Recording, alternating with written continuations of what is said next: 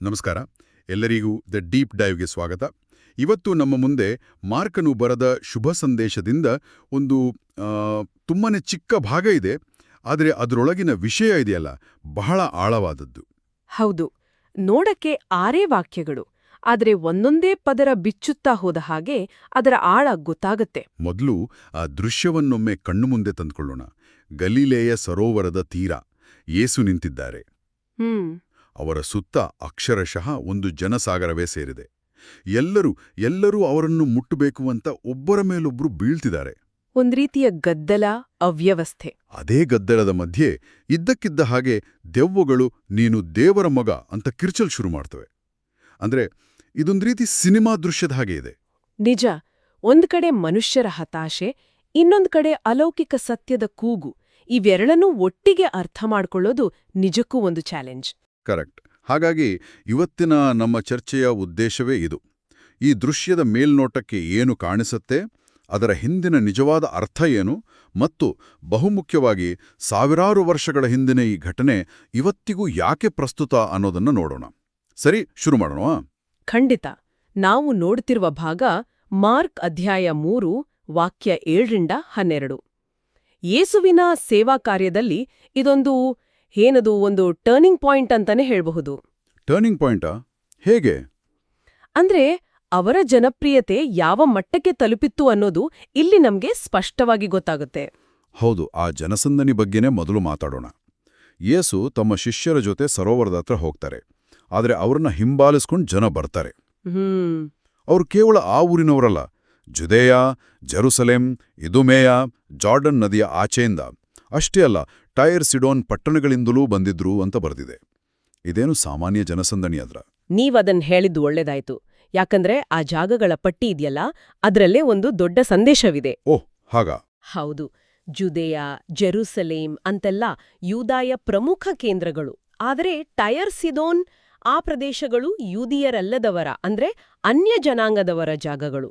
ಓ, ಅಂದ್ರೆ ಯೇಸುವಿನ ಕೀರ್ತಿ ಕೇವಲ ಅವರ ಜನಾಂಗಕ್ಕೆ ಸೀಮಿತವಾಗಿರಲಿಲ್ಲ ಅಂತಾಯ್ತು. ಅದು ಧಾರ್ಮಿಕ ಮತ್ತು ಸಾಂಸ್ಕೃತಿಕ ಗಡಿಗಳನ್ನ ದಾಟಿ ಹಬ್ಬಿತ್ತು. ನಿಖರವಾಗಿ.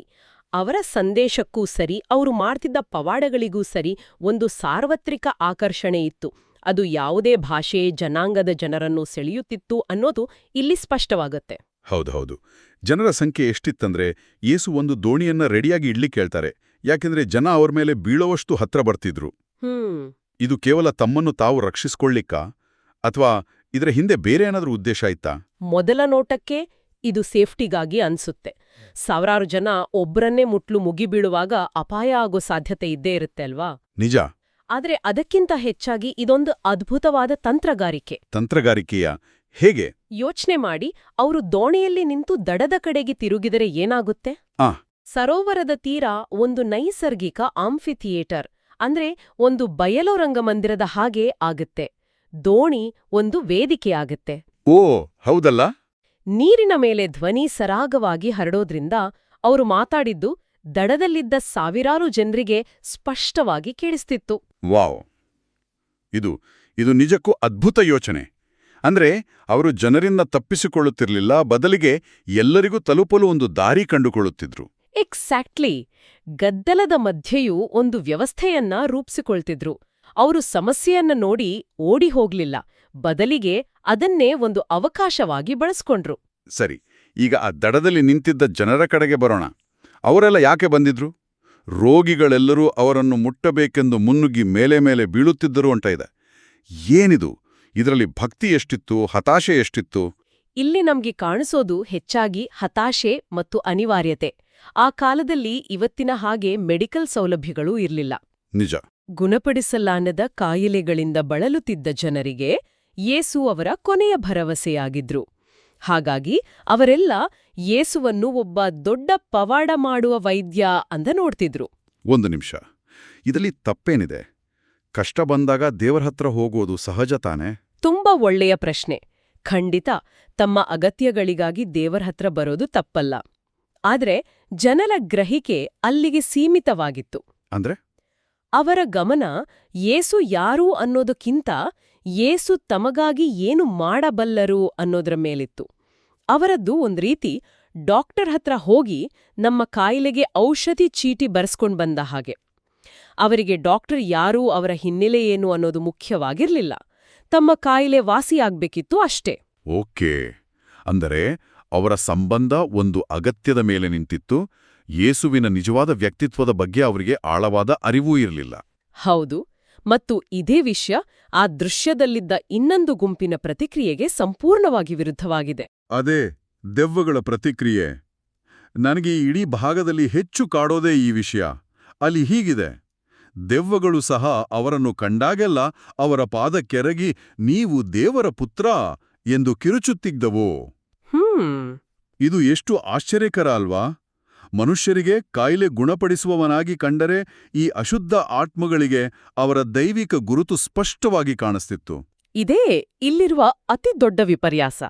ನೋಡಿ, ಮಾರ್ಕನ ಶುಭ ಸಂದೇಶ ಶುರುವಾಗುವುದೇ ದೇವರ ಪುತ್ರನಾದ ಯೇಸುಕ್ರಿಸ್ತನ ಶುಭ ಸಂದೇಶದ ಆರಂಭ ಅನ್ನೋ ವಾಕ್ಯದಿಂದ. ಹೌದು, ಮೊದಲ ವಾಕ್ಯವೇ ಅದು. ಆ ಇಡೀ ಪುಸ್ತಕದ ಪ್ರಮುಖ ಶೀರ್ಷಿಕೆಯನ್ನೇ ಇಲ್ಲಿ ದೆವ್ವಗಳು ಸಾರಿ ಹೇಳುತ್ತಿವೆ.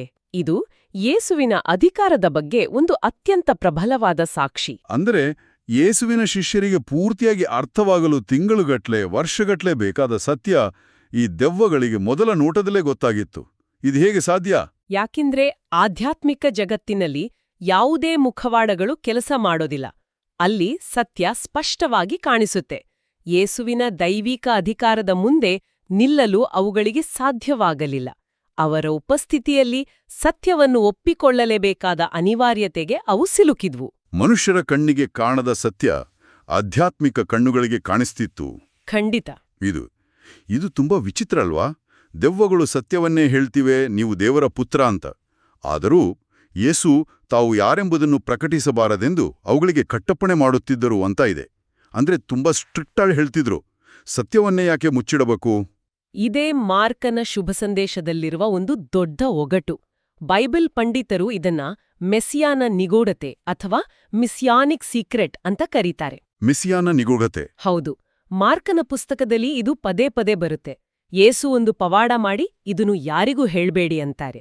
ಇಲ್ಲೂ ಅದೇ ರೀತಿ ದೆವ್ವಗಳು ಸತ್ಯ ಹೇಳಿದ್ರೂ ಅವುಗಳ ಬಾಯಿ ಮುಚ್ಚಿಸ್ತಾರೆ. ಇದಕ್ಕೆ ಮುಖ್ಯವಾಗಿ 2 ಕಾರಣಗಳಿವೆ. ಸರಿ, ಮೊದಲನೇ ಕಾರಣ ಏನು? ಮೊದಲನೆಯದು ಸಾಕ್ಷಿ ಯಾರಿಂದ ಬರುತ್ತಿದೆ ಅನ್ನೋದು ಬಹಳ ಮುಖ್ಯ. ಯೇಸುವಿಗೆ ತಮ್ಮ ಗುರುತಿಗೆ ತಮ್ಮ ವಿರೋಧಿಗಳಾದ ಸೈತಾನನ ಶಕ್ತಿಗಳಿಂದ ಸರ್ಟಿಫಿಕೇಟ್ ಬೇಕಿರ್ಲಿಲ್ಲ. ಹೌದು, ಇದು ನಿಮ್ಮ ದೊಡ್ಡ ಶತ್ರುವೇ ಬಂದು ನಿಮ್ಮ ಬಗ್ಗೆ ಹೊಗಳಿದ ಹಾಗೆ. ಎಕ್ಸಾಕ್ಟ್ಲಿ. ಅದನ್ನ ಕೇಳಿದ ಜನರಿಗೆ ಗೊಂದಲವಾಗಬಹುದು. ಆ ಹೊಗಳಿಕೆ ಹಿಂದೆ ಏನೋ ದುರುದ್ದೇಶ ಇರಬಹುದು ಅಂತಾನೂ ಅನಿಸಬಹುದು. ನಿಖರವಾಗಿ, ಕೆಟ್ಟ ಮೂಲದಿಂದ ಬರುವ ಸತ್ಯವು ಕಳಂಕಿತವಾಗಿರುತ್ತದೆ.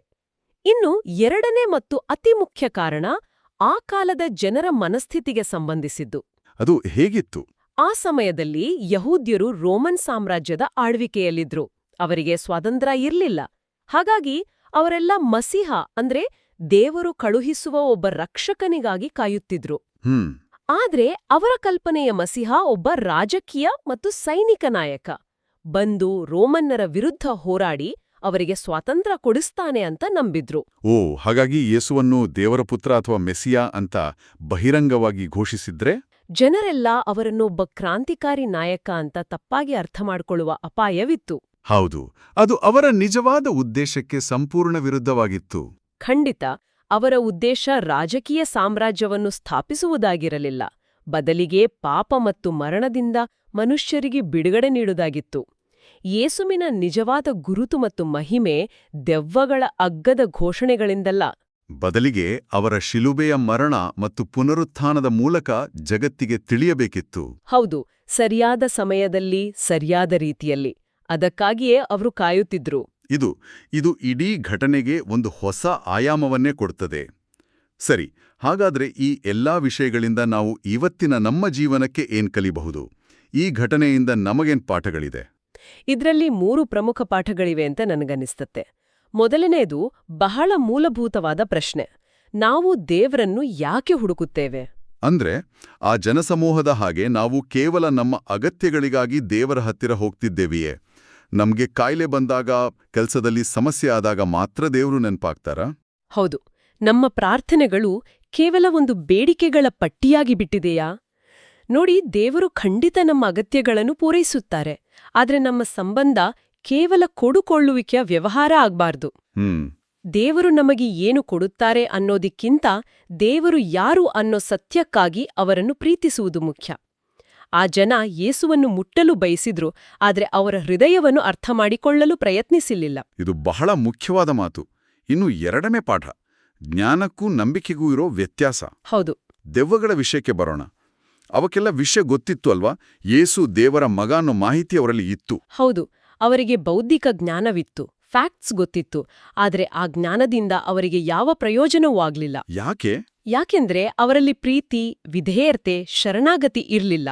ಇದ್ದಿದ್ದು ಕೇವಲ ಭಯ ಮತ್ತು ವಿರೋಧ. ಹಾಗಾಗಿಯೇ ಆ ಸತ್ಯವು ಅವರನ್ನು ಬದಲಾಯಿಸಲಿಲ್ಲ. ಹಾಗೆಯೇ ಇವತ್ತು ಕೂಡ ಅನೇಕರಿಗೆ ಯೇಸುವಿನ ಬಗ್ಗೆ ಐತಿಹಾಸಿಕವಾಗಿ ಅಥವಾ ಬೌದ್ಧಿಕವಾಗಿ ತುಂಬಾ ವಿಷಯ ತಿಳಿದಿರಬಹುದು. ಆದರೆ ಅದು ನಿಜವಾದ ನಂಬಿಕೆ ಆಗುದಿಲ್ಲ. ಜ್ಞಾನ ಕೇವಲ ತಲೆಯಲ್ಲಿರುತ್ತೆ, ಆದರೆ ನಂಬಿಕೆ ಹೃದಯದಿಂದ ಬರುತ್ತೆ. ಜ್ಞಾನ ಕೇವಲ ಮಾಹಿತಿಯಾದರೆ ನಂಬಿಕೆಯು ನಮ್ಮನ್ನು ಪರಿವರ್ತಿಸುವ ಶಕ್ತಿ. ಇದು ಕೇಳಬೇಕಾದ ಪ್ರಶ್ನೆ. ನಮ್ಮ ನಂಬಿಕೆ ಕೇವಲ ಮಾಹಿತಿಯೇ ಅಥವಾ ಅದು ನಮ್ಮ ಜೀವನವನ್ನು ಬದಲಾಯಿಸುತ್ತಿರುವ ಪರಿವರ್ತನೆಯೇ? ಹೌದು. ಮತ್ತು 3ನೇ ಪಾಠ, ಗೊಂದಲದ ನಡುವೆ ಶಾಂತಿಯನ್ನು ಕಂಡುಕೊಳ್ಳುವುದು. ಆ ಸರೋವರದ ತೀರದ ದೃಶ್ಯವನ್ನು ಮತ್ತೊಮ್ಮೆ ನೆನಪಿಸಿಕೊಳ್ಳೋಣ. ಜನರ ಗದ್ದಲ, ಕಿರುಚಾಟ, ಇಷ್ಟೆಲ್ಲ ಅವ್ಯವಸ್ಥೆಯ ಮಧ್ಯೆ ಯೇಸು ದೋಣಿಯನ್ನು ಬಳಸಿ ಒಂದು ಶಾಂತವಾದ ಜಾಗವನ್ನು, ಬೋಧನೆಗೆ ಒಂದು ಅವಕಾಶವನ್ನು ಸೃಷ್ಟಿಸಿಕೊಳ್ಳುತ್ತಾರೆ. ಅದು ನಮ್ಮ ಇವತ್ತಿನ ಜೀವನಕ್ಕೆ ಒಂದು ಸುಂದರವಾದ ರೂಪಕ. ನಮ್ಮ ಜೀವನವೂ ಕೂಡ ಇಂತಹ ಗೊಂದಲಗಳಿಂದ ತುಂಬಿರುತ್ತೆ. ಕೆಲಸದ ಒತ್ತಡ, ಕುಟುಂಬದ ಸಮಸ್ಯೆಗಳು, ಅನಾರೋಗ್ಯ. ಈ ಗದ್ದಲಗಳ ನಡುವೆ ನಾವು ಕಳೆದು ಹೋಗುವ ಅಪಾಯ ಹೆಚ್ಚಿರ್ತದೆ. ಹೌದು. ಆದರೆ ಯೇಸು ಆ ದೋಣಿಯನ್ನು ಬಳಸಿದಂತೆ ನಾವು ಕೂಡ ನಮ್ಮ ಜೀವನದ ಗದ್ದಲದಿಂದ ಸ್ವಲ್ಪ ಹಿಂದೆ ಸರಿದು ದೇವರೊಂದಿಗೆ ಸಮಯ ಕಳೆಯಲು ನಮ್ಮದೇ ಆದ ಒಂದು ದೋಣಿಯನ್ನು ಸಿದ್ಧಪಡಿಸಿಕೊಳ್ಳಬೇಕು. ಅದು ಪ್ರಾರ್ಥನೆಯಾಗಿರ್ಬೋದು, ಧ್ಯಾನವಾಗಿರ್ಬೋದು, ಅಥವಾ ಪ್ರಕೃತಿಯಲ್ಲಿ ಕಳೆಯುವ ಸ್ವಲ್ಪ ಸಮಯವಾಗಿರಬಹುದು. ಆ ಗದ್ದಲದ ಮಧ್ಯದಲ್ಲಿಯೇ ಶಾಂತಿಯನ್ನು ಕಂಡುಕೊಳ್ಳುವುದು ಸಾಧ್ಯ. ಯೇಸುವಿನ ಉಪಸ್ಥಿತಿ ಮತ್ತು ಅವರ ಮಾತುಗಳು ನಮ್ಮ ಜೀವನದ ಗೊಂದಲಗಳ ನಡುವೆ ನಮಗೆ ಒಂದು ಸ್ಪಷ್ಟತೆ, ದಾರಿ ಮತ್ತು ಆಂತರಿಕ ಸಮಾಧಾನವನ್ನು ನೀಡಬಲ್ಲದು ಅನ್ನೋ ಭರವಸೆ ಇಲ್ಲಿದೆ. ಅದ್ಭುತ. ಇಂದು ನಾವು ಗಲಿಲೇಯ ಸರೋವರದ ತೀರದಲ್ಲಿ ನಡೆದ ಒಂದು ಚಿಕ್ಕ ಘಟನೆಯ ಆಳಕ್ಕೆ ಇಳಿದು ನೋಡಿದೆವು. ಜನರ ಹತಾಶೆ, ದೆವ್ವಗಳ ಅನಿರೀಕ್ಷಿತ ಸತ್ಯದ ಘೋಷಣೆ ಮತ್ತು ಯೇಸುವಿನ ನಿಗೂಢ ಆಜ್ಞೆ. ಇವೆಲ್ಲವೂ ನಮ್ಮ ನಂಬಿಕೆಯ ಬಗ್ಗೆ, ನಾವು ದೇವರನ್ನು ಹೇಗೆ ನೋಡುತ್ತೇವೆ ಎಂಬುದರ ಬಗ್ಗೆ ಮತ್ತೊಮ್ಮೆ ಯೋಚಿಸುವಂತೆ ಮಾಡುತ್ತೆ. ಈ ಚರ್ಚೆಯನ್ನು ಮುಗಿಸುವಾಗ ಕೇಳುಗರು ಯೋಚಿಸಲು ಒಂದು ಅಂತಿಮ ಪ್ರಶ್ನೆಯನ್ನು ಬಿಟ್ಟು ಹೋಗಲು ಇಷ್ಟಪಡುತ್ತೇನೆ. ಖಂಡಿತ. ಆ ಘಟನೆಯಲ್ಲಿ 2 ಗುಂಪುಗಳಿದ್ದವು. ದೆವ್ವಗಳು ಯೇಸುವಿನ ಅಧಿಕಾರವನ್ನು ಭಯದಿಂದ ಗುರುತಿಸಿದವು. ಜನಸಮುದಾಯವು ಅವರನ್ನು ತಮ್ಮ ಅಗತ್ಯಗಳನ್ನು ಪೂರೈಸುವ ಸಾಧನವಾಗಿ ನೋಡುತ್ತಿತ್ತು. ಹಾಗಾದ್ರೆ ಈ 2ನ್ನೂ ಮೀರಿದ, ಅಂದರೆ ಕೇವಲ ಅಧಿಕಾರವನ್ನು ಗುರುತಿಸುವುದು ಮತ್ತು ಅಗತ್ಯಗಳನ್ನು ಪೂರೈಸಿಕೊಳ್ಳುವುದನ್ನು ಮೀರಿದ ನಿಜವಾದ ಶಿಷ್ಯತ್ವ ಅಂದರೇನು? ಅದು ಇಂದಿನ ಜಗತ್ತಿನಲ್ಲಿ ನಮ್ಮ ವೈಯಕ್ತಿಕ ಜೀವನದಲ್ಲಿ ಹೇಗೆ ಕಾಣಿಸಿಕೊಳ್ಳಬೇಕು? ಪ್ರಿಯರೇ, ಈ ಚಾನೆಲ್ ಅನ್ನು ಸಬ್ಸ್ಕ್ರೈಬ್ ಮಾಡಿ ಪ್ರತಿದಿನ ದೇವರ ವಾಕ್ಯವನ್ನು ಆಲಿಸುತ್ತಾ ಅದನ್ನು ಇತರರೊಂದಿಗೆ ಹಂಚಿಕೊಳ್ಳಲು ನಮಗೆ ನೆರವಾಗಿರಿ. ಧನ್ಯವಾದಗಳು.